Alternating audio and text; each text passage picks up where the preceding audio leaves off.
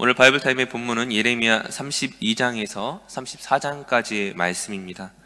오늘은 그 중에서 예레미야가 아나돗의 밭을 사는 것에 대한 그 의미를 함께 살펴보도록 하겠습니다.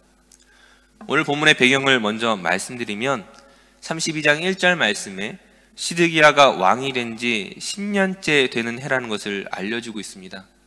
그 다음해인 그 시드기 왕 11년째에 그 남유다가 멸망했으니까 지금 멸망이 임박한 시기였습니다. 실제로 지금 당장에도 바벨론 군대가 예루살렘 성을 포위하고 있었고 이제 애굽의 원조도 기대할 수 없는 국가적인 위기 상황이었습니다. 그렇다면 예레미야 개인에게는 어떻습니까?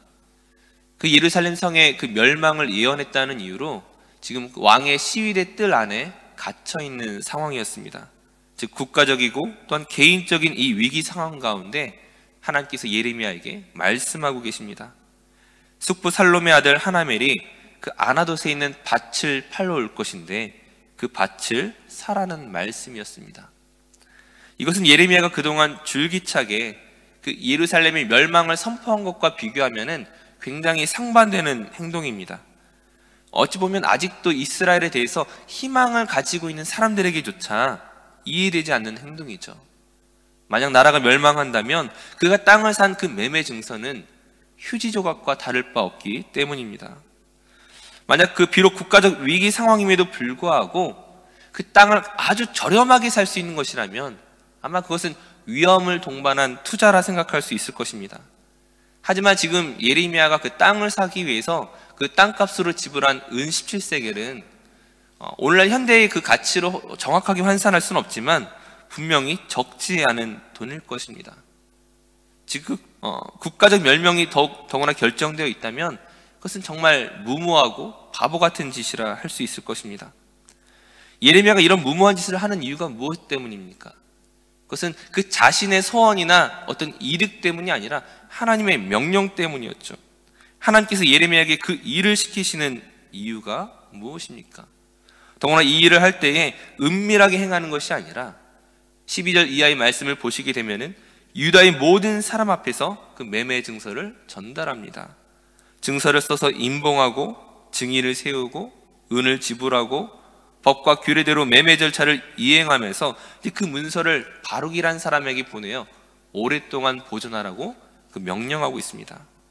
지금 모두가 절망한 그 순간에, 모두가 도저히 그 살아날 어떤 생각을 하지 못하는 이 위기의 순간에 이처럼 무모하고 바보 같은 짓을 하게 하시는 그 하나님의 뜻이 무엇인지 우리가 생각해 봐야 한다는 것이죠.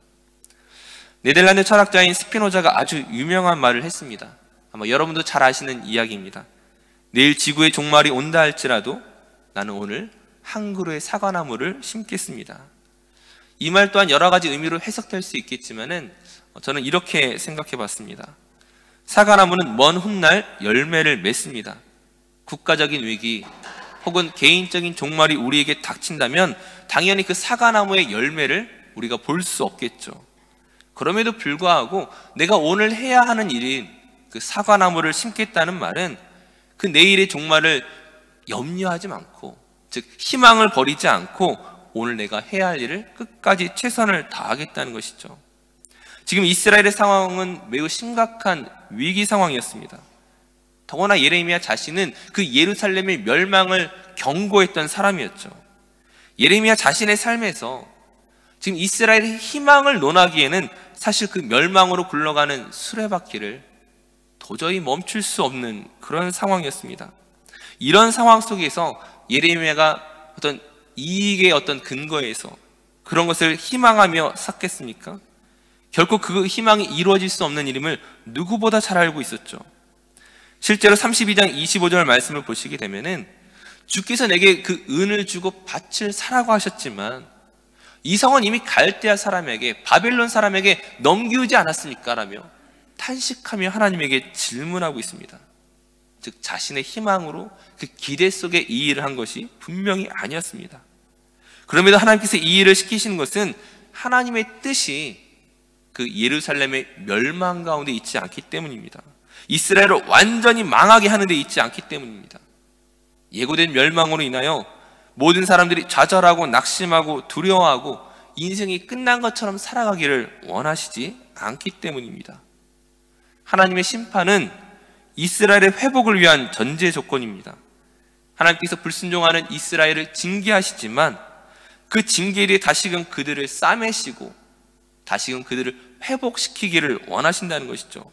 그 가운데 이스라엘이 절망으로 탄식하는 것이 아니라 하나님을 바라보며 그 구원의 때를 기다리라고 말씀하고 계시는 것입니다. 오늘 본문 15절 말씀에 사람이 이 땅에서 집과 밭과 포도원을 다시 사게 되리라. 예루살렘이 완전히 멸망할 것처럼 보이지만 하나님은 그 징계 이후에 그 회복의 때를 그 이스라엘로 인도하고 계신 것입니다. 사실 사람의 희망은 그 자체로 소중한 것이기는 하지만은 그 희망은 실로 미약한 것이죠. 변화를 기대하고 있지만 그 변화를 기대할 만한 그런 능력이 없는 사람에게 그 종말의 위기 앞에서 두려움이 찾아오는 것은 너무나 당연한 일일 것입니다.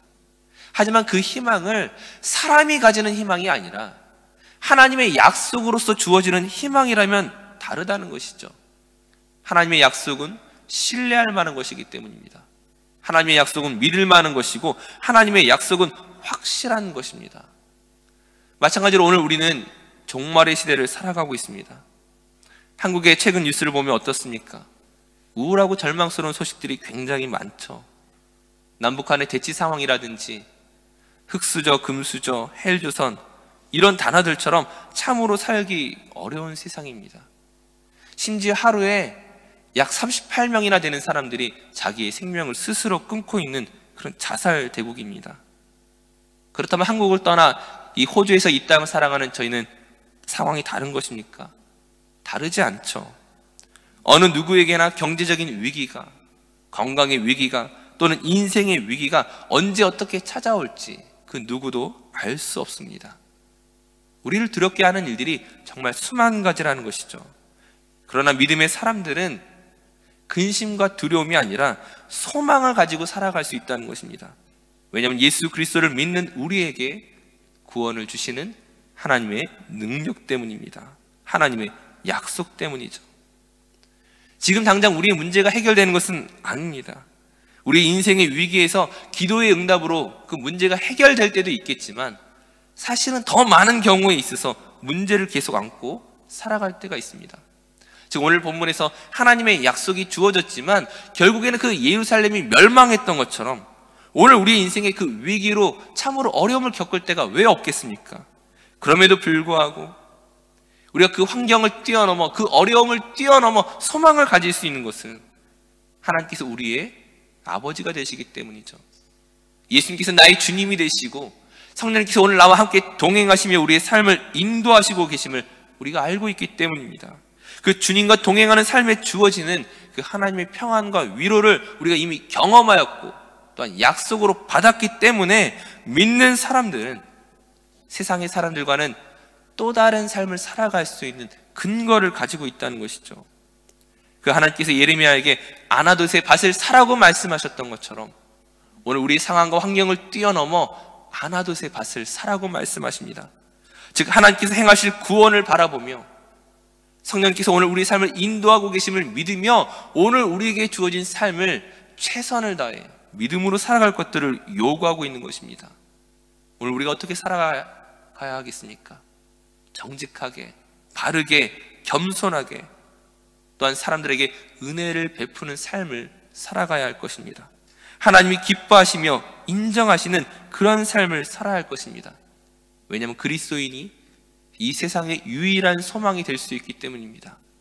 예수 믿는 사람들이 세상과는 다른 하나님의 약속으로 말미암아 능력 있는 삶을 살아갈 수 있는 유일한 존재이기 때문입니다. 오늘 우리의 삶으로 그 하나님의 메시지를 전할 수 있는 축복의 삶을 살아가시는 저와 모든 성도들 되시기를 간절히 축원합니다. 기도하겠습니다. 사랑의 하나님 감사합니다. 소망이 없는 이 시대에 우리에게 소망을 주시고 그 등불이 되신 주님으로 인하여 우리가 오늘 이 새벽에 이 자리에 나왔음을 고백합니다. 우리의 기도에 응답하시며 기도 이상의 것으로 채우시는 그 주님의 사랑과 은혜를 경험케 하여 주시옵소서. 하나님의 약속이 얼마나 신뢰할 만한 것인지 그 사랑과 은혜가 얼마나 놀라운 것인지를 매일의 삶에서 경험하게 하여 주시옵소서. 오늘 하루의 삶도 주님과 동행하기를 소원하오며 감사드리며 예수님의 이름으로 기도드립니다. 아멘.